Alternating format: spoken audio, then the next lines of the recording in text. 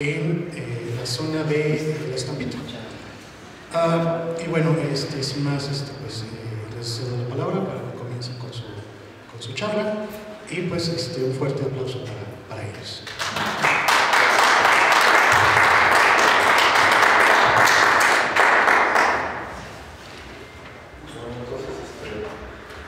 Vamos a ir pasando a la presentación. Bueno, de lo que se acomoda la presentación, pues gracias por la invitación. Yo vengo motivado porque me trae muy buenos recuerdos de este espacio. Como te comentaba, como en 1981-82, don David Esparza Hidalgo, que dejó más de media vida para poder encontrar la evidencia del Nepohualcínsin, y gracias a él es lo que hemos ido conociendo y avanzando. Y pues también ya se nos fue. Él le dedicó como 50 años de su vida, desde ir a la montaña a buscar. Él muere en el 83 y unos años después empezamos a dedicar a darle continuidad. Y pues ya también la nevada nos llegó, y ahorita pues afortunadamente pues hay gente joven que esperamos que le den continuidad a este proyecto.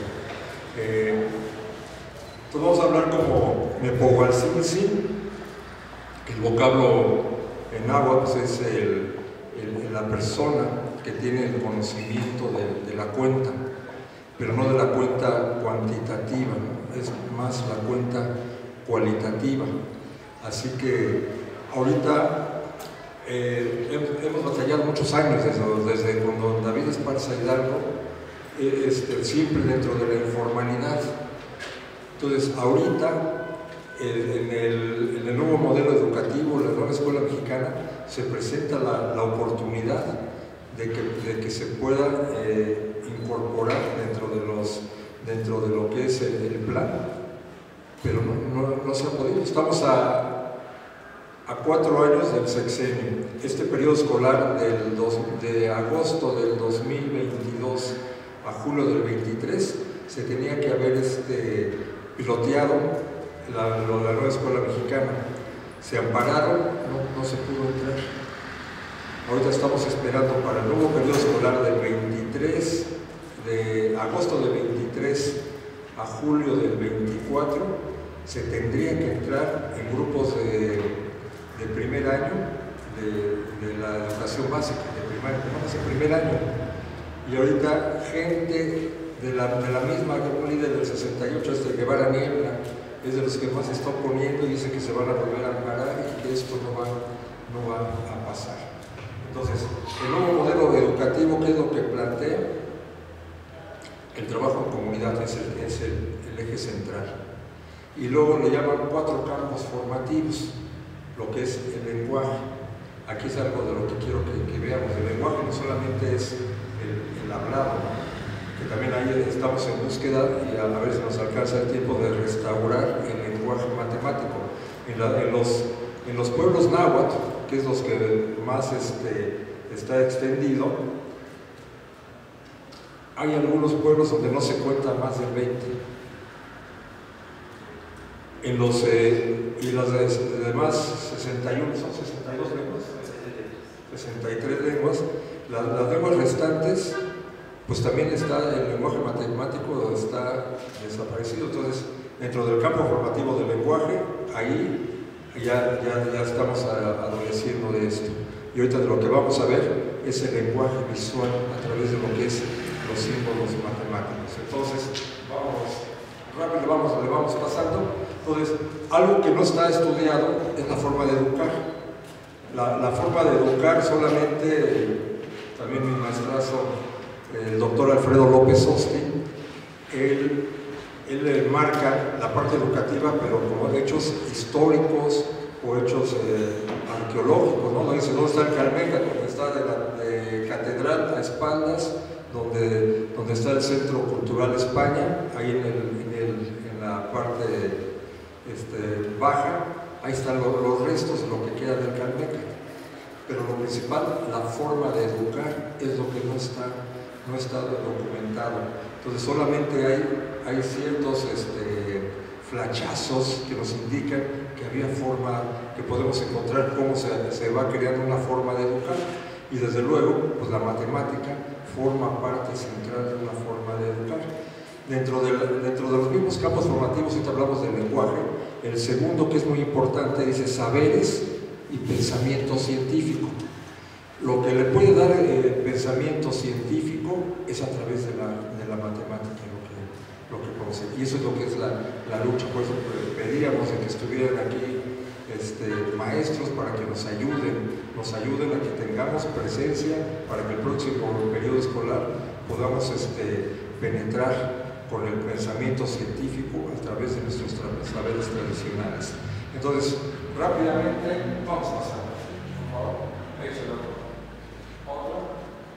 Muy bien, vamos a tener como referencia de la forma de educar, únicamente como referencia la pedagogía en este caso aquí tenemos a Vygotsky, que Vygotsky pues es un educador de 100 años para acá, por muy joven, ¿no? 34 años, pero ¿por qué lo vamos a poner como referencia?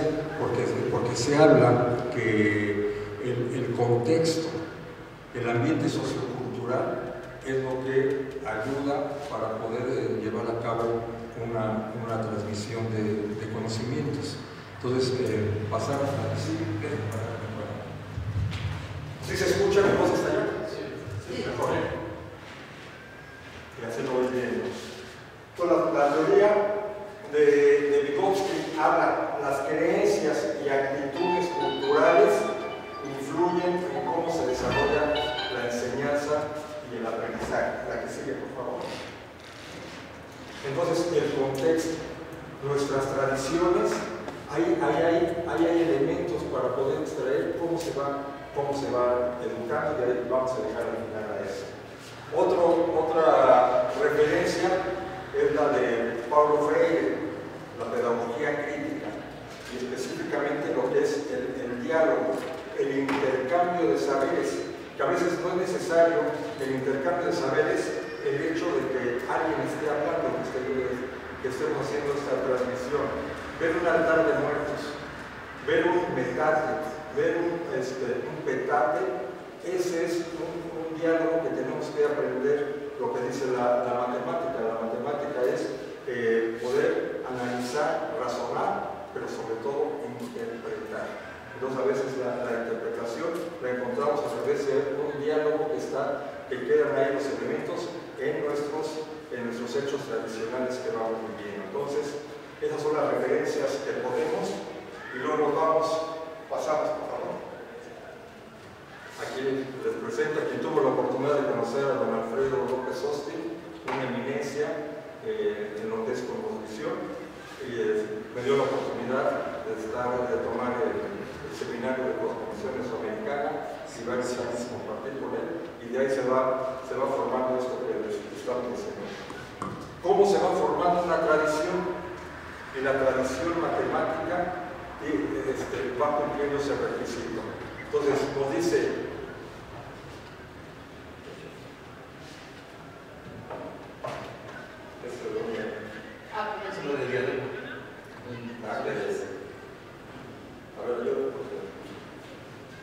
yo no diadema los usaron mis hermanas en los años 60.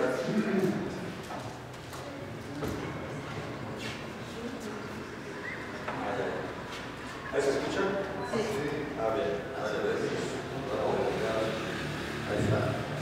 Muy bien. Entonces, lo que es tradición, acervo intelectual creado, compartido, transmitido, y luego entra la modificación social, compuesta por representaciones y formas de acción. Las representaciones, hablamos de los símbolos, el lenguaje que existe a través de símbolos, los símbolos matemáticos, y cómo se van creando las formas de acción, en la cual se desarrollan ideas y pautas de conducta.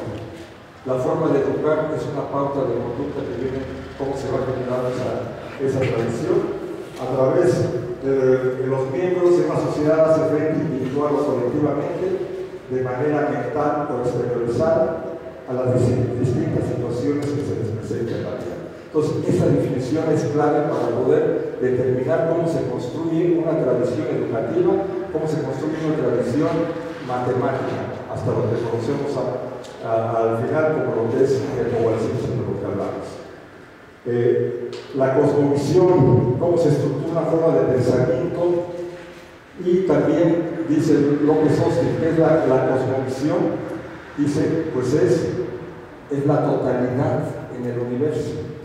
¿Pero qué es la totalidad? ¿Cómo empieza el universo? A través de la unión de ese cruzamiento de materia y energía. O sea, todo estaba contenido en energía, pero cuando surge el segundo elemento, que es lo físico, entonces lo que es lo físico y lo que no se ve, lo sutil, cuando se une, es lo que va creando esa totalidad que se le llama cosmos, donde el universo es la unión ordenada de todo, de lo que se ve, pero también de lo sutil que no se ve. Pasamos a la siguiente, por favor.